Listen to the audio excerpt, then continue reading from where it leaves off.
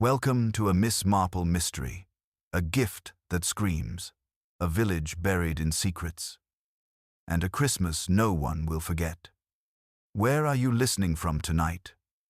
Tell me below. Snow had fallen all morning in Street Mary Mead, the sort of soft, steady snowfall that made even the vicarage roof look enchanted. The little village was wrapped in white and quiet, except for the faint sound of carols drifting from the church hall, where preparations for the annual Christmas charity fete were in full swing. Miss Jane Marple, bundled in her pale blue coat and woolen scarf, stood by the churchyard gate. Her keen grey eyes took in the scene with fond amusement, the flurry of activity, the gossip at every corner, the endless bustle of well-meaning villagers who all secretly believed they alone could organize Christmas properly. Inside the hall, Mrs. Bantry was arranging ribbons around the raffle table, while Mrs. Hartnell and Mrs. Price Ridley debated whether last year's fruitcake recipe had truly been the scandal it was rumored to be. Colonel Melchett had been roped into judging the pudding contest, though his expression suggested he would rather face an artillery barrage. It was, in every sense, a typical Street Mary Mead Christmas until the scream. It tore through the air like a blade, slicing the laughter and chatter into silence. For one dreadful moment, no one moved. Then chairs scraped, doors banged, and a small crowd rushed toward the vestry at the back of the church, from where the cry had come. Miss Marple followed at a measured pace, her knitting bag tucked under her arm. She found the others gathered around a young woman sprawled near the altar rail. It was Lydia Harper, the new organist, barely 22, pale as milk, with dark curls and a reputation for being both charming and a little too mysterious for local comfort. "Dead faint," said Mrs. Bantry, fanning her with a program. But Lydia's trembling hand pointed toward the small Christmas tree beside the altar. "The gift," she whispered. "The gift!" It screamed. There was indeed a small, neatly wrapped box beneath the lowest branch. Colonel Melchett bent to pick it up, then froze. Inside the paper, faint but distinct, came a mechanical whirring, followed by a low, distorted moan. It rose and fell like a ghostly voice before abruptly stopping. Someone gasped. Someone else muttered a prayer. Melchett frowned. Some sort of joke, I dare say, but his tone was uncertain. "Fetch the constable." Miss Marple said nothing. Her eyes, however, had shifted not to the box but to the people around it, the flicker of fear in Mrs. Price Ridley's eyes, the odd stillness of Reverend Clement's hands, the way Lydia Harper had gone from shock to wide-eyed horror far too quickly for Miss Marple's liking. The constable arrived within minutes, a young man named Pritchard, who still treated every broken window as though it might be espionage. He took the package gingerly. "Could be a recording device, sir. Or a trick." He set it on the table and began to unwrap the paper carefully. Inside lay a small silver music box, beautifully crafted, its lid engraved with holly leaves, and the words, "To Lydia, with love." The constable turned the key cautiously. Instead of music, a warped voice issued forth, a man's voice, faint and crackling through distortion. "Lydia Harper, murderer." The box fell silent. A murmur rippled through the hall. Lydia gasped and clutched the table. "That's not," she began, then burst into tears. Colonel Melchett barked orders. Half the village crowded closer, and chaos reigned. Amid it all, Miss Marple quietly took the box into her gloved hands. She peered at the engraving, her brows lifting slightly. "A curious choice of words," she murmured, "and a curious audience for such a message." Later, when the commotion had subsided and Lydia had been taken to the vicarage to rest, Miss Marple walked home through the falling snow. She moved slowly, her mind arranging and rearranging the morning's events like puzzle pieces. The words, "To Lydia, with love," lingered in her thoughts, so affectionate, yet so cruel in its delivery. And that voice, she had heard something in it, not the words themselves, but the manner of speech, controlled, deliberate, with an undercurrent of satisfaction. By the time she reached her neat little cottage on Old Church Lane, the lamps were being lit, and carolers were gathering by the green. She hung up her coat, set the kettle on, and settled into her chair by the fire. On the mantelpiece stood a card from her nephew Raymond in London. "Spend Christmas with us, dear Aunt Jane," it read. She smiled faintly. She never had the heart to tell him that the quiet of Street Mary Mead, its gossip, its secrets, its tiny dramas, was infinitely more interesting than any London party. She poured herself tea, gazing into the flames. "A screaming Christmas gift," she said softly. "Now, why would anyone wish to frighten that poor girl or accuse her so publicly? Unless," her eyes twinkled, "unless she was meant to be frightened for a reason." Outside, the snow deepened, muffling the world in silence. But inside Miss Marple's mind, patterns were forming, subtle, fragile, and deadly clear. And somewhere in the village, unseen by anyone, a second package identical to the first was being placed beneath another Christmas tree.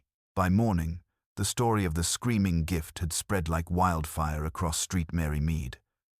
Even before the church bells tolled 8, Mrs. Bantry had told her maid, who told the grocer, who told the milkman, who in turn mentioned it to Mrs. Price Ridley as she collected her morning cream.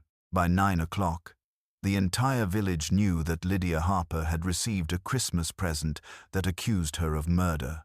Miss Marple, watering the small geraniums on her windowsill, could hear the low hum of gossip floating along the lane. She recognized each voice and each tone: shock, curiosity, judgment.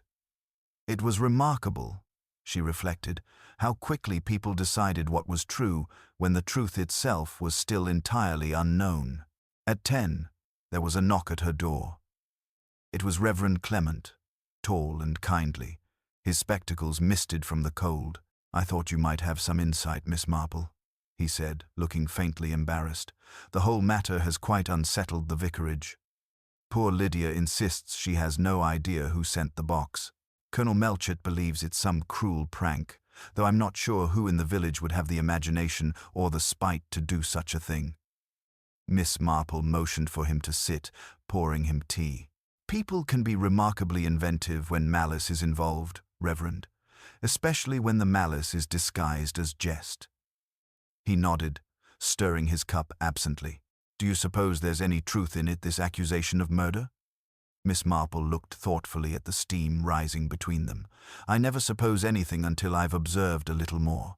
But the word murderer is not often chosen lightly. If it were meant as a joke, it was a very deliberate one." They talked for a while, quietly and without urgency. When the vicar left, Miss Marple slipped on her coat and ventured into the village. The snow was melting, turning the lanes into thin streams of grey slush. She made her way toward the vicarage, where Lydia was said to be resting. Inside, Lydia sat by the fire, her eyes hollow and red from crying. She looked fragile, almost childlike, clutching a handkerchief in both hands. Mrs. Clement, bustling about with tea and sympathy, excused herself to fetch more blankets, leaving the two women alone. "I don't know why anyone would do this," Lydia whispered. "I've only been in Street Mary Mead 3 months. I hardly know anyone well enough to offend them." Miss Marple smiled gently. "Oh, my dear, one doesn't. You have to know people to offend them. Sometimes being young, or pretty, or simply different is quite enough." Lydia gave a small, broken laugh. "You make it sound like a crime to exist." "In some places," Miss Marple said kindly, "it nearly is." A silence fell. Then Lydia's expression darkened. "I did have a disagreement, I suppose you could call it, with Mr. Harkness, the church treasurer. He'd been rather insistent about, well, personal matters. When I refused to see him outside the choir rehearsals, he seemed angry. But surely he wouldn't." Miss Marple's gaze sharpened slightly. "Mr. Harkness? The gentleman who manages the church funds? A widower, is he not?" "Yes. He said things one shouldn't say in a church, Miss Marple, about how lonely he was. I told him I wasn't interested." Miss Marple nodded slowly. Men who are lonely, my dear, can sometimes turn quite spiteful when refused. Still, spite is one thing, this is another. When she left the vicarage, the winter light had turned pale and thin. The village seemed oddly watchful. Faces turned at windows, curtains shifted. Miss Marple paused by the churchyard, looking up at the bell tower. Somewhere deep within, she felt that peculiar stirring intuition, curiosity, and the faint chill that came whenever something cruel had begun beneath the surface of everyday life. She walked home, her steps measured.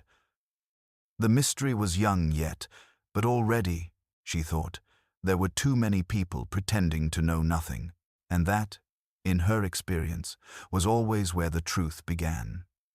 That evening, Miss Marple sat by her window, her knitting needles moving with their usual quiet rhythm. The village lights glowed faintly through the mist, each little house a pocket of secrets and whispers. She could almost sense the talk drifting through the air, theories, suspicions, and the comforting pleasure villagers took in discussing someone else's misfortune. Her thoughts returned to Lydia Harper. The girl had looked truly frightened, not the kind of nervousness that came from guilt, but the deep, bewildered fear of someone who felt trapped in something she did not understand. Miss Marple had seen that look before years ago, when a young housemaid had been accused of stealing jewelry that later turned up in her mistress's own drawer. The innocent often looked lost rather than defensive. Just as she set her knitting aside, there came a brisk knock at the door. It was Constable Pritchard, red-nosed and awkward, hat in hand. "Evening, Miss Marple. Colonel Melchett sent me round. Thought you might like to know there's been another one." Miss Marple's eyes lifted. "Another gift?" "Yes, ma'am. Found not an hour ago under the tree in the reading room at the Women's Institute. Wrapped up near identical to the first, only this one addressed to Mr. Harkness." When they arrived at the Institute, a small group of villagers had already gathered outside, drawn by the irresistible lure of scandal. Inside, on a long oak table beside the mince pies, lay the parcel brown paper, red ribbon, and the faintest scent of lavender. Colonel Melchett stood with his hands behind his back, looking irritated. "Confound it, Miss Marple, we can't have this nonsense causing panic before Christmas." She gave a small smile. "Oh, I rather think the panic has already begun, Colonel." The constable carefully unwrapped the parcel, and sure enough, another silver box gleamed within. This one, too, had an engraving, "To Robert, in memory." When the key was turned, the same distorted voice spoke, but this time it said something different, lower, slower, almost taunting. "Robert Harkness, judgment comes for all liars." A murmur swept through the room. Harkness himself, standing by the doorway, had turned quite pale. "This is absurd," he snapped. "Someone's trying to make fools of us. It's a hoax." Miss Marple looked at him with mild interest. "A very elaborate one, don't you think? 2 gifts, 2 victims, and both connected." "Connected?" he said sharply. "What do you mean?" "Well," she said softly, "you and Miss Harper both serve at the church. You both handle things others don't often notice, collections, music, quiet corners. And both of you were present when the first gift appeared." He glared, then turned away without answering. The colonel sighed heavily. "We'll have to look into it. Though I can't see any real harm done, just some lunatic's idea of a jest." Miss Marple's gaze lingered on the second box, her expression thoughtful. "Yes, a jest, perhaps. But I find that people who play cruel jokes usually have a reason for their cruelty." Later, as she walked home alone, the air was colder, sharp with frost. Snow crunched beneath her boots. Somewhere behind her, the church bell struck 9. She paused beneath the lamplight, looking back toward the village green. 2 boxes now, both made with care, both carrying venom wrapped in sentiment. It was not mere mischief. Someone in Street Mary Mead was sending messages, not to amuse, but to wound. And Miss Marple, in her gentle, unhurried way, intended to find out why. The following morning dawned grey and still, a hush over Street Mary Mead that seemed heavier than the snow itself. People walked briskly, spoke softly, and cast furtive glances toward the church whenever they passed. The festive decorations now looked oddly misplaced, like laughter in a sick room. No one wanted to say it aloud, but the air carried an unspoken fear. What if there was a third gift? Miss Marple awoke early, stirred by habit and curiosity in equal measure. She made her tea, buttered a thin slice of toast, and reviewed the facts as calmly as if arranging a new knitting pattern. 2 gifts, 2 recipients, 1 accusation of murder, 1 of lies. Not random at all, no.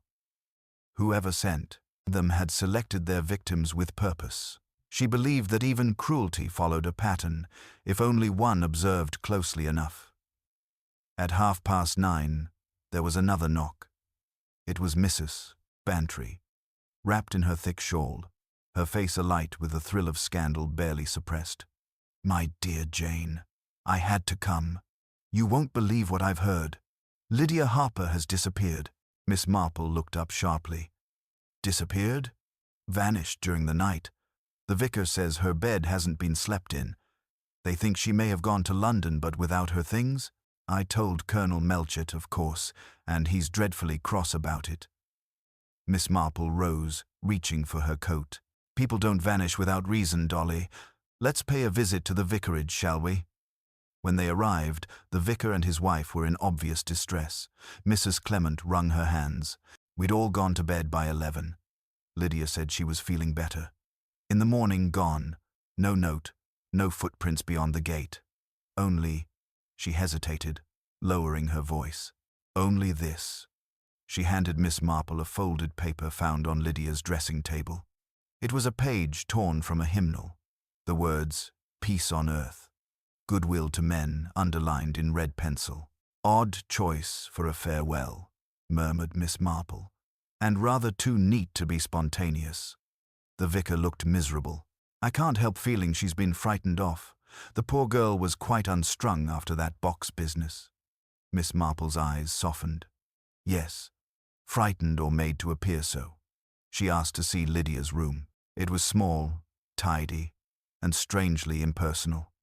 No scattered belongings, no signs of packing, just a faint scent of lavender and one curious thing, a smear of wax near the window frame, as if from a candle. Miss Marple bent closer, her keen eyes tracing the mark. She didn't take a candle with her. Someone else may have been here, someone cautious about being seen. Back downstairs, she found Mrs. Bantry waiting, eyes wide. "You think she's been taken, Jane?" "I think," Miss Marple said gently, "that Lydia's disappearance is the next move in a game someone is playing. And games of this kind, dear Dolly, always have an end in mind." As they stepped outside, the wind picked up, scattering snow along the path. Across the lane, Mr. Harkness was speaking with Colonel Melchett near the churchyard wall. His face was pale, his voice low, but Miss Marple caught a few words. She knew too much and had to be stopped. She said nothing then, merely watched him with mild curiosity. Men who blustered in defense often did so to hide guilt, but guilt of what sort, she was not yet sure. By afternoon, as twilight crept over the village, Miss Marple sat again by her fire, 2 boxes, 1 missing girl, and a treasurer who feared discovery. The snow outside whispered softly against her window, like secrets wanting to be heard. That night, the snow returned with a vengeance. Thick, swirling flakes fell across Street Mary Mead, muting the world beneath a white hush. Lamps flickered behind frosted glass, and even the chatter at the Blue Boar Inn had quieted to uneasy murmurs about the missing organist and her cursed Christmas gift. Miss Marple sat by her hearth, the fire crackling low. She had spent the afternoon speaking quietly to shopkeepers, listening to the small, careless remarks that often revealed more than formal statements ever could. People said Lydia had secrets. People always said that about young women who smiled too brightly and kept too much to themselves. But Miss Marple knew the difference between gossip and danger. Around 8:30, there was a sudden knock at her door, urgent, hurried. When she opened it, Constable Pritchard stood there, his boots caked in snow and his face pale. "Miss Marple, you'd best come. There's been another incident." She took her shawl and followed him into the night. They made their way toward the churchyard, the lantern's glow bobbing in the storm. Near the lyche gate, a small group had gathered, Colonel Melkett, the vicar, and Mr. Harkness among them. The men stood in grim silence before something half buried in snow, a shape, dark and still. Pritchard crouched and brushed away the drift. The faint light revealed a body, Lydia Harper. Miss Marple inhaled softly, her expression unreadable. Lydia lay face down, her hair damp with melting snow, her hands bare and blue. There was no sign of struggle, only a faint mark on her wrist, a thin line, red and sharp, as if from a cord. "We searched the grounds this afternoon." Miss Marple bent closer, studying the body. "Then she was placed here later," she said gently. "Someone wanted her to be found, but not too soon." The colonel frowned. "Any idea who'd do such a thing?" "I rarely have ideas, Colonel," she said mildly. "Only observations. And one might note that this poor girl's disappearance began not long after a certain Mr. Harkness received his own unpleasant message." Harkness stiffened. "You can't mean, good Lord, I had nothing to do with this." "No one said you had," Miss Marple replied. "Though it is curious, is it not, how tragedy seems to orbit around the same few people in a small village?" Pritchard wrapped the body carefully, and the group made their way toward the vicarage. The vicar, deeply shaken, murmured prayers under his breath. Miss Marple walked behind them, eyes downcast, thinking not only of Lydia's death, but of the peculiar neatness of it all. A message, a disappearance, a body laid out to be found. It felt staged, as if someone were directing a performance with terrible precision. When they reached the gate, she paused and turned back toward the dark churchyard. Her eyes caught something small, glinting near the hedge, a sliver of metal. She bent, brushing away the snow. It was a charm from a bracelet, shaped like a dove, its edge streaked faintly with blood. She slipped it into her glove without a word. Later, as she returned home, the storm began to ease. The village lay silent again, but the calm felt brittle. Miss Marple stood by her window, watching the last flakes fall. 3 gifts, she whispered to herself. 2 sent in warning, and 1 final offering made in flesh. Her knitting lay forgotten on the chair beside her. The dove charm gleamed faintly in her palm, a symbol of peace, now tainted with death. And somewhere, she thought, someone in Street Mary Mead slept soundly, certain that no one suspected a thing. The morning after Lydia's body was found, the church bells rang slow and heavy, as if mourning with the village itself. Word had spread by sunrise, and by midday Street, Mary Mead had dissolved into whispers, glances, and speculation that moved like smoke through every kitchen and shop.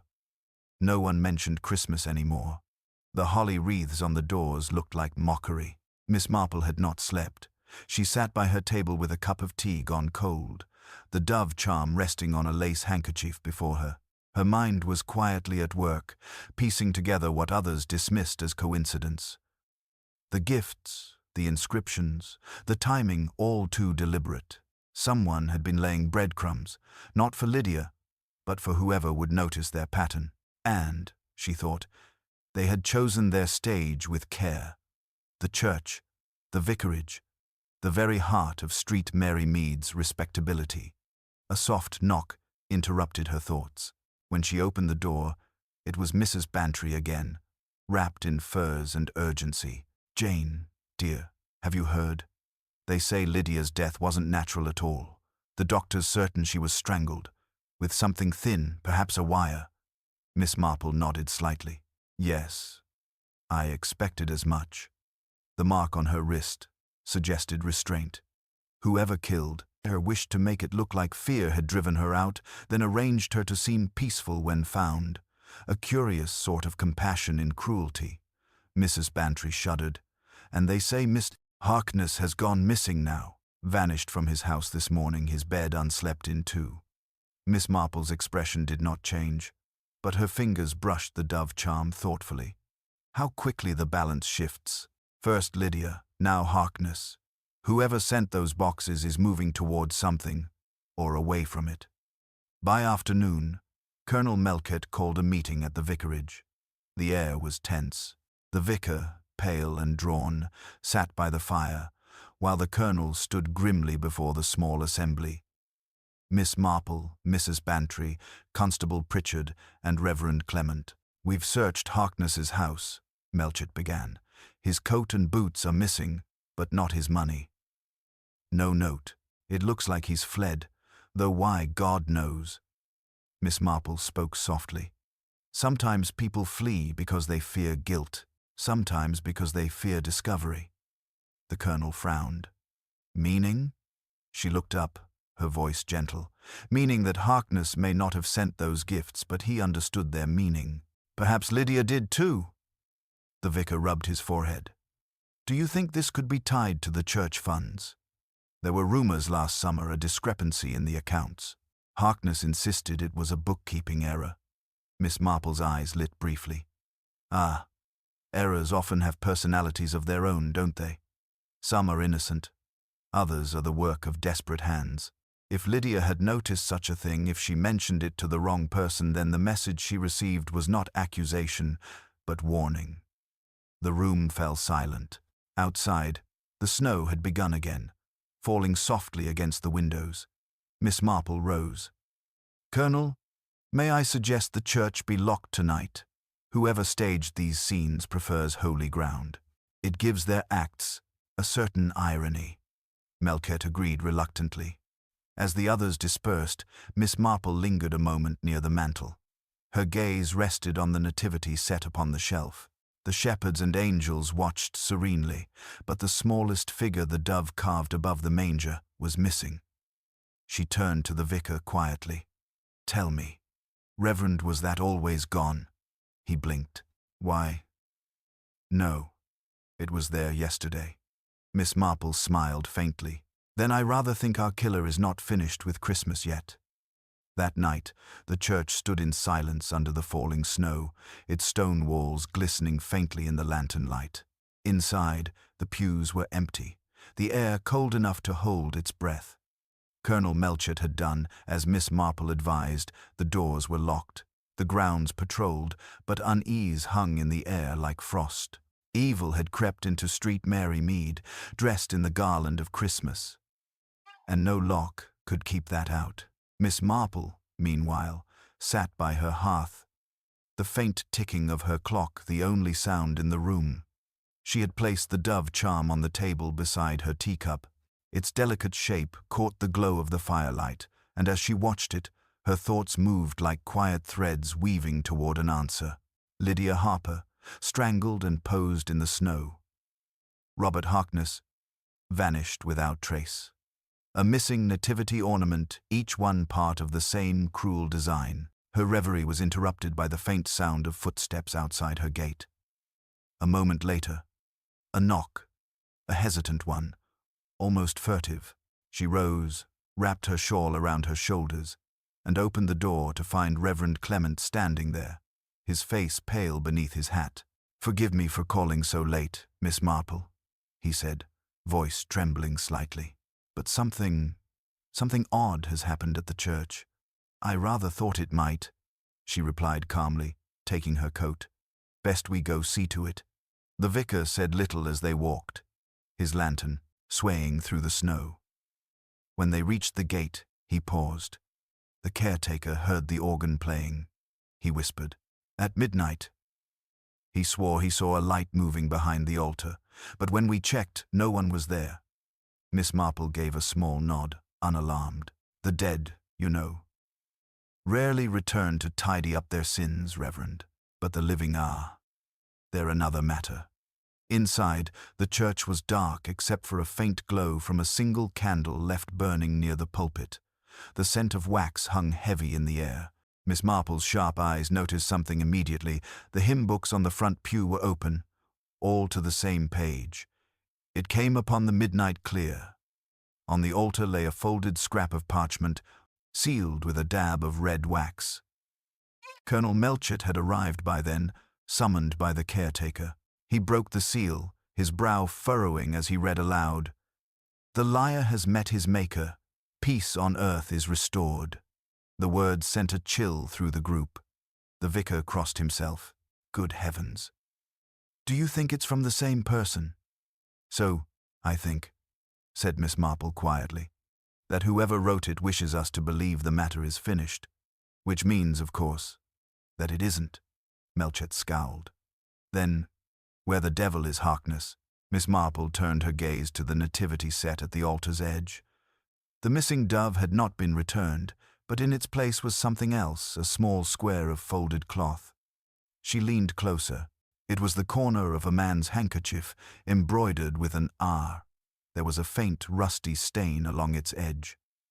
She glanced at Melchett. "You may have your answer sooner than you think, Colonel, though I doubt you'll find it pleasant." Outside, the wind howled against the church doors, rattling the windows.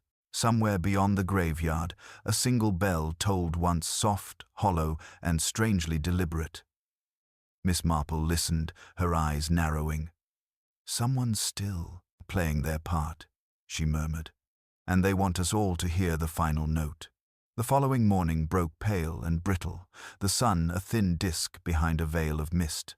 Frost glazed every window in street, Mary Mead, and even the birds seemed hesitant to sing. Yet, before breakfast had finished cooking in half the village, everyone knew what had happened in the church. The candle, the letter, the hymn books turned to the same page. It was all being retold in whispers that grew more elaborate with every telling. Some said the spirit of Lydia Harper had returned. Others swore Robert Harkness's ghost had been seen wandering by the churchyard wall. Miss Marple, of course, believed neither. She spent the morning walking the lane between her cottage and the church, her eyes drifting over the ground. She noted boot prints that didn't belong to the constable or Melchett, larger, deeper, one foot dragging slightly. Someone had been there after the patrol left. She followed the faint trail until it disappeared by the edge of the lich gate, where the snow had melted into mud. There, half pressed into the earth, was a fragment of candle wax. She crouched to pick it up and smiled faintly. Whoever had entered the church that night had carried their own light. By midday, she was sitting once again in Colonel Melchett's study.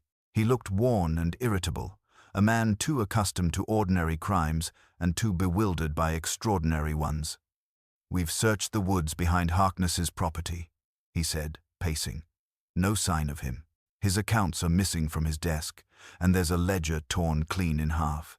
If this isn't guilt, I don't know what is." Miss Marple sipped her tea calmly. "Oh, guilt, certainly, but not necessarily his own." Melchett frowned. "You think someone planted it?" "I think," she said gently, "that the person behind this has a fondness for staging things, every scene, every clue, arranged with theatrical precision. The parcels, the voice, the messages, all designed not only to frighten but to direct our attention." The colonel grunted. "Toward Harkness." "Exactly, and perhaps away from someone else entirely." At that moment, the door opened, and Mrs. Bantry entered, cheeks flushed from the cold. "Colonel, I've just come from the vicarage. You must hear this. Mrs. Clement swears she saw someone near the vestry last night, a woman in a grey shawl." Melchett groaned. "Another ghost story?" "Not at all," Miss Marple interrupted softly. "Mrs. Clement is observant. A grey shawl, you say? Not fur or wool?" Mrs. Bantry nodded. "Grey knitted," she said, plain as can be. Miss Marple's eyes brightened, a spark of quiet recognition. "Ah," she murmured, "how very telling. You see, I knit a similar pattern years ago for the late Mrs. Harkness, before she passed, and I distinctly remember she left it to her sister, Mrs. Winifred Blakely, the same Mrs. Blakely who happens to keep the post office keys." Melchett stopped pacing. "You can't mean she's behind this?" I mean only that she has access to parcels, knows everyone's business, and was once the sister of a woman whose husband may have betrayed her in ways we've yet to see." A long silence followed. Then Melchett said slowly, "We'll pay her a visit." Miss Marple smiled faintly. "Oh, I wouldn't trouble her with police questions just yet. I should like to call on her first. A cup of tea shared between old ladies can reveal far more than a formal interview."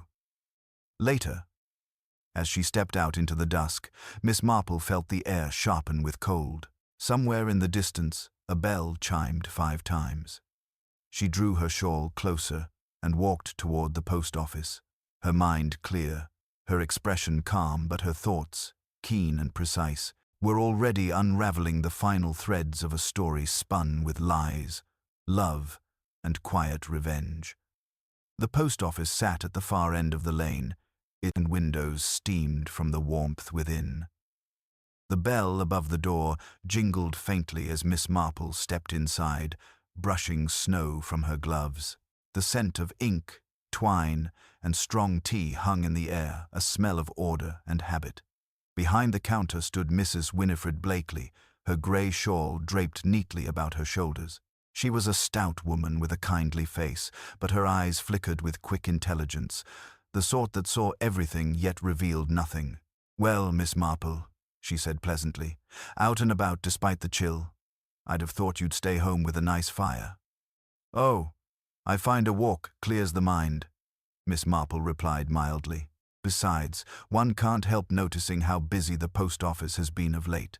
So many parcels, so many secrets tucked under paper and string. I dare say you've your hands full." Mrs. Blakely smiled, though her fingers paused slightly as she sorted the letters.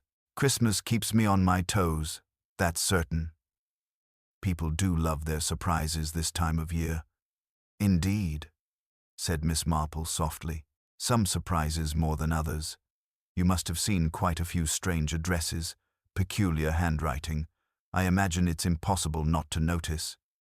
"You'd be surprised what I don't notice, Miss Marple.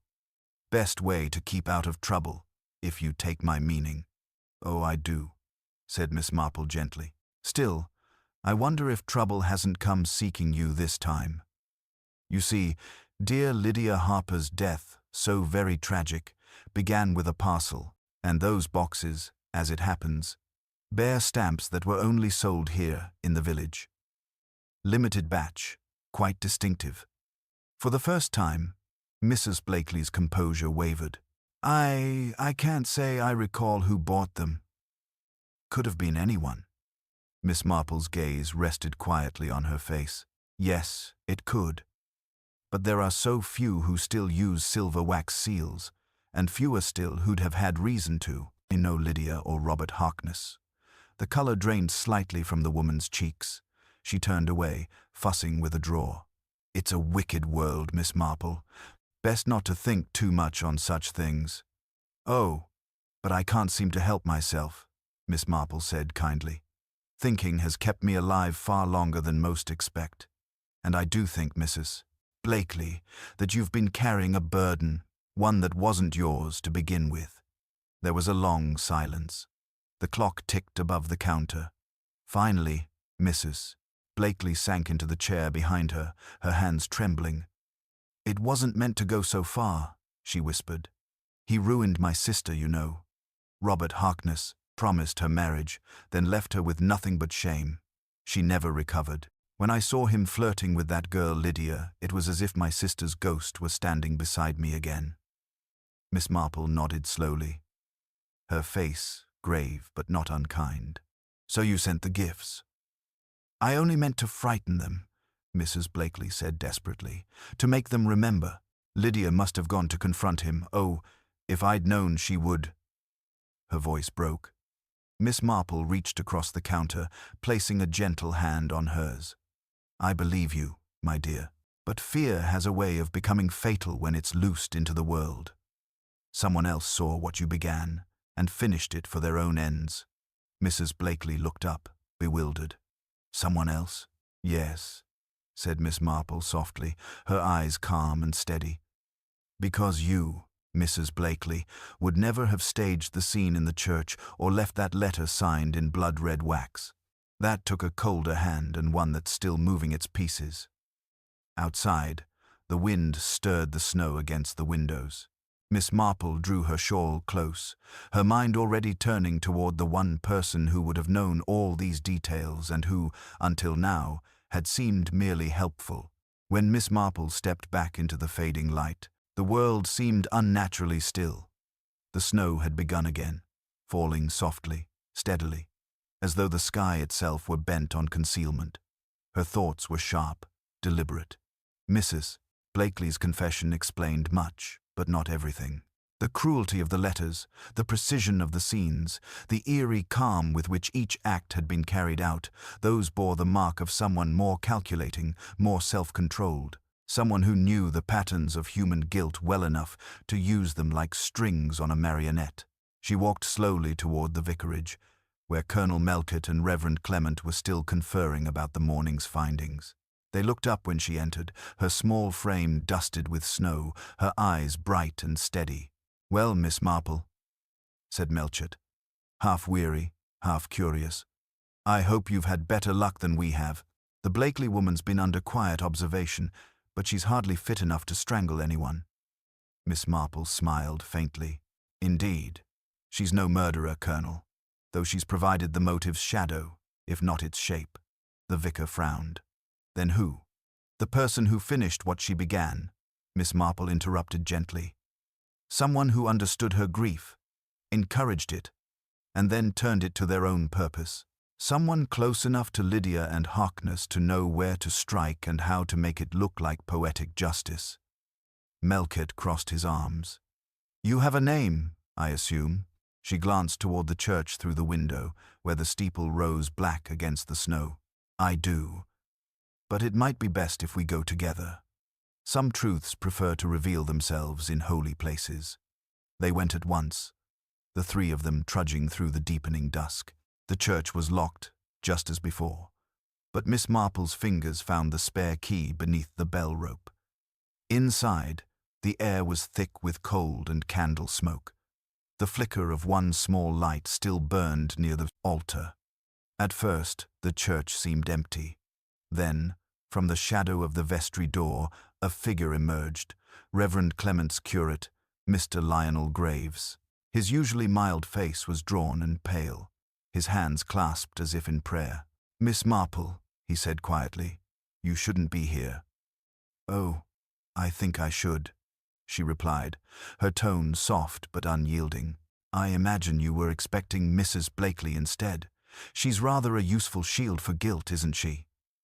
The young man's composure flickered. "You don't know what you're talking about." "Oh, but I do," said Miss Marple. "You've been in every place these dreadful things occurred, the church, the institute, even the vicarage. You recorded the voice that accused Lydia, didn't you? You delivered the parcels after hours, using your position as curate. You knew Harkness had stolen church funds, and you used Mrs. Blakely's grief to punish him, though Lydia's death was never part of her plan."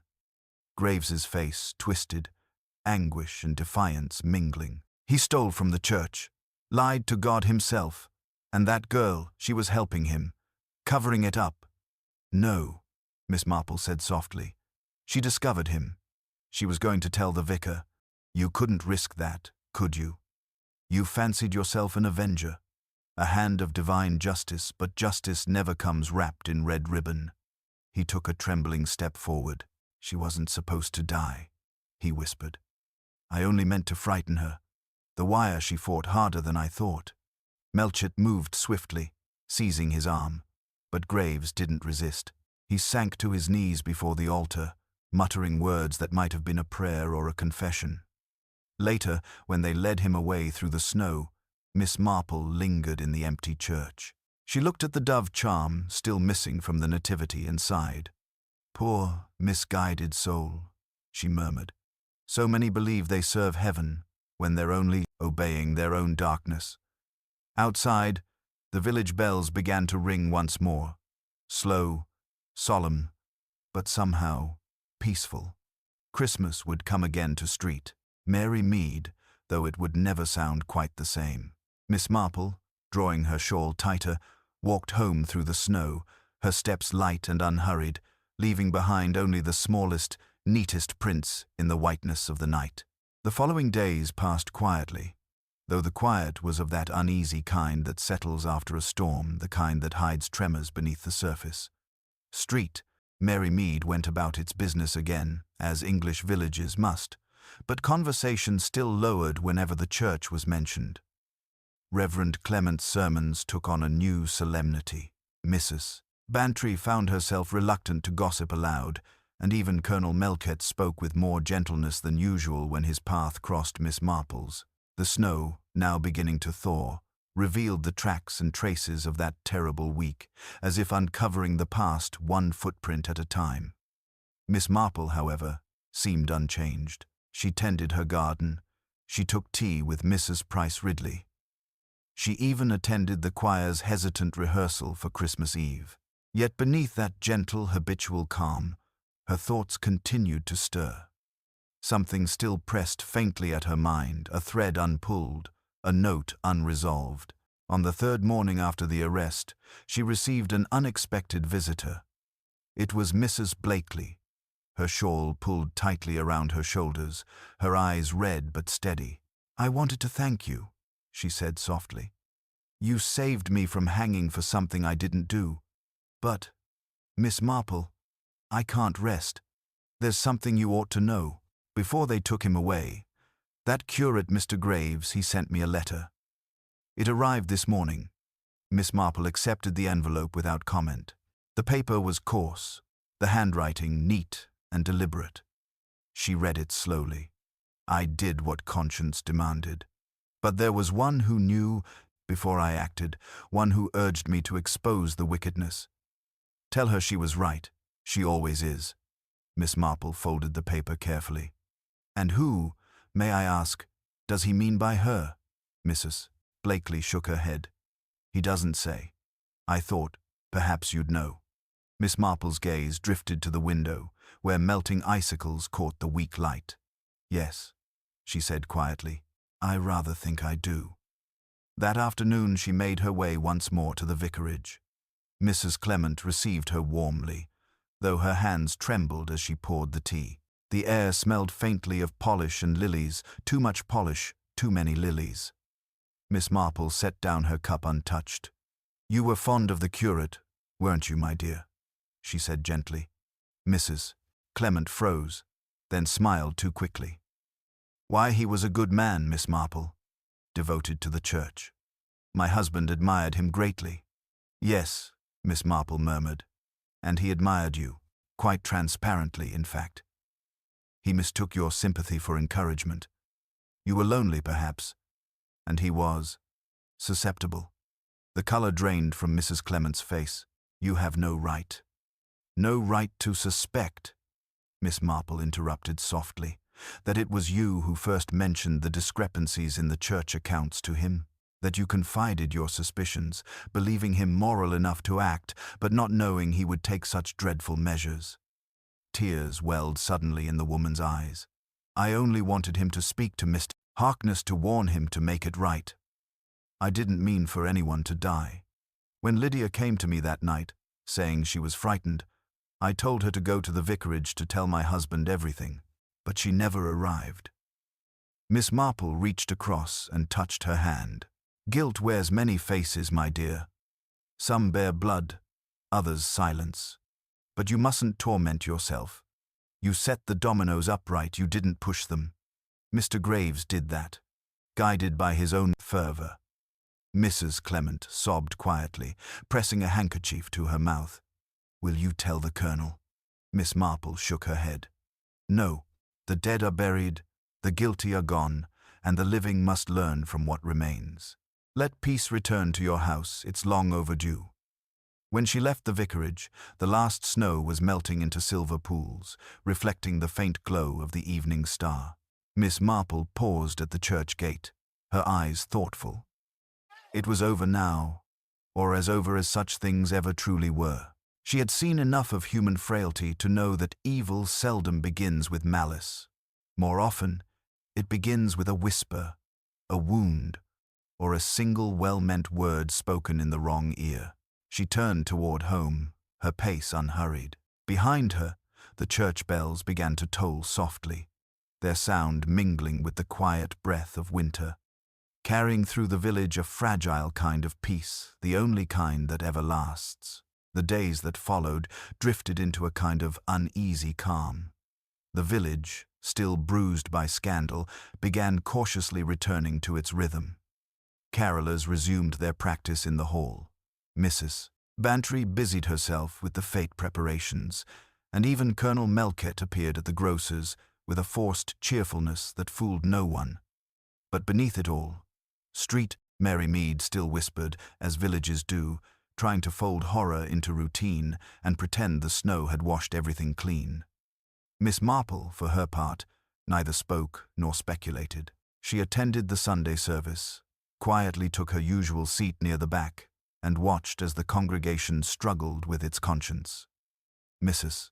Clement kept her eyes lowered throughout the hymns. Her husband's voice trembled during the reading. No one mentioned the curate by name, but his absence filled the church more heavily than his presence ever had. When the final prayer ended, Miss Marple lingered a while by the altar, her gloved hand resting lightly on the carved wood. The Nativity. The scene had been restored, each figure back in its proper place. Even the dove had returned, polished, clean, and shining faintly under the candlelight. Someone, she thought, had taken care to make things appear whole again. But perfection, she knew, was often the neatest disguise for guilt. That evening, as she returned to her cottage, she found a small envelope waiting on her doorstep. No stamp, no address, just her name, written in an elegant hand she recognized at once. Inside was a folded sheet of parchment and, pressed between its pages, a single white feather. The note read, "Peace is a fragile thing, Miss Marple. Keep it, if you can." She read it twice, then smiled faintly. The words were careful, the gesture symbolic. It wasn't confession, it was closure, and yet it stirred something in her. She lit the lamp and studied the handwriting again under its warm glow. It was unmistakably Mrs. Clement's, though the tone was different, measured, almost serene. A woman who had lived through fire and learned to speak softly afterward. Miss Marple placed the feather in a small porcelain dish beside her chair.